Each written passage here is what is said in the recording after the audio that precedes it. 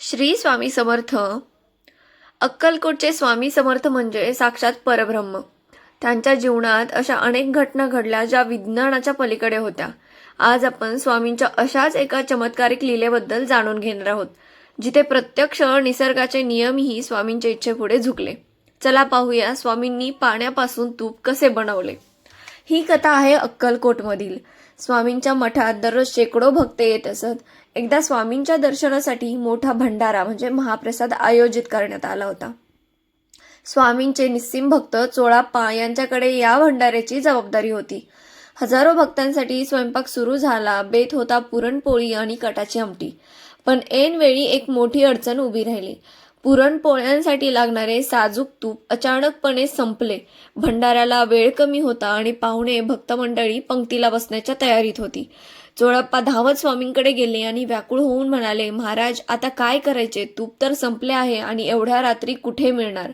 स्वामी तिथेच शांत बसले होते. त्यांनी चोळप्पांकडे पाहिले आणि रागाने म्हणाले, अरे, घाबरतोस काय? जा, त्या विहिरीतून घागरी भरून पाणी घेऊन ये. चोळप्पांना काहीच कळेना, पण स्वामींची आज्ञा म्हणजे प्रमाण. त्यांनी विहिरीतून 2 मोठ्या घागरी भरून पाणी आणले. स्वामींनी त्या पाण्याच्या घागरीकडे पाहिले आणि म्हणाले, हे पाणी त्या कढईत ओत आणि स्वयंपाक सुरू कर. चोळाप्पांनी थरथरत्या हाताने ते पाणी कढईत ओतले. जसे ते पाणी विस्तवावर तापू लागले तसा संपूर्ण मठात साजूक तुपाचा दरवळ सुटला. पाण्याचे रूपांतर शुद्ध सोन्यासारख्या पिवळा धमक साजूक तुपात झाले होते. चोळाप्पा आणि तिथे उपस्थित असलेले सर्व भक्त हे पाहून थक्क झाले. विज्ञानाचे नियम जिथे संपतात तिथे स्वामींची कृपा सुरू होते, याचे हे जिवंत उदाहरण होते. त्या दिवशी हजारो लोकांनी त्या पाण्यापासून बनलेल्या तुपाच्या पुरणपोळ्या पोटभर खाल्ल्या. विशेष म्हणजे भंडारा संपल्यानंतर स्वामींनी चोळाप्पांना सांगितले की आता जेवढे तूप उरले आहे ते परत विहिरीत नेऊन टाक. म्हणजे निसर्गाकडून जे घेतले ते पुन्हा निसर्गाला अर्पण केले.